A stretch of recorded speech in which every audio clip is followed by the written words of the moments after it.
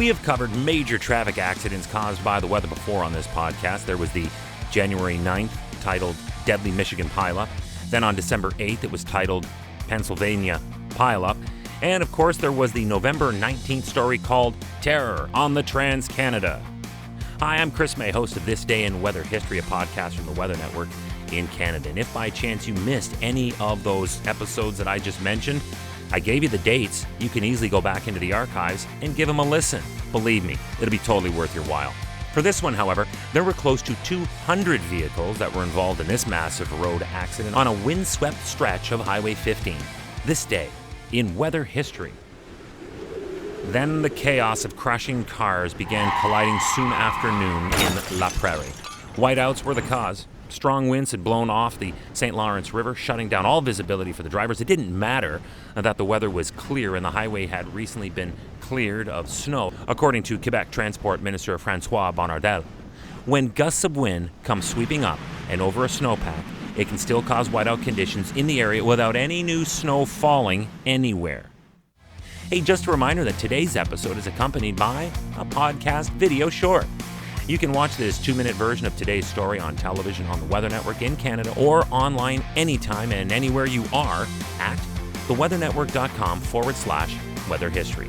They're shot right here in my podcast recording studio and include photos and video from when this traffic tangle occurred and what it all looked like during and after it all happened. Right after you listen to the rest of this episode, be sure to check that out, the podcast video short. This motor vehicle melee shut down a kilometer stretch of Highway 15 on Montreal's South Shore, prompting a major emergency intervention. Firefighters had to use hydraulic cutters or jaws of life to try and free people from at least 9 vehicles.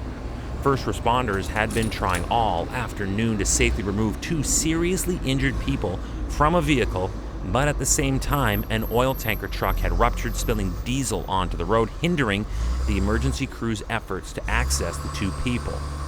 And sadly, and despite all efforts, those people died. Ambulances were rushing dozens of people away from the scene, prompting 3 local hospitals to declare their own version of a state of emergency as they received this sudden influx of patients. Meanwhile, shuttle buses transported about 150 people away from the accident to a nearby community center where health officials continued to evaluate them. Some received light care and others were released after observation, but still, they were sending some to the hospital. Of the 200 vehicles involved, 50 were able to drive away on their own, but many of the cars were simply and totally destroyed. A dozen large trucks and a school bus whose passengers were uninjured were also among the vehicles involved. Hey, wait a minute, a school bus? Now this is already starting to sound like the Pennsylvania Pileup all over again.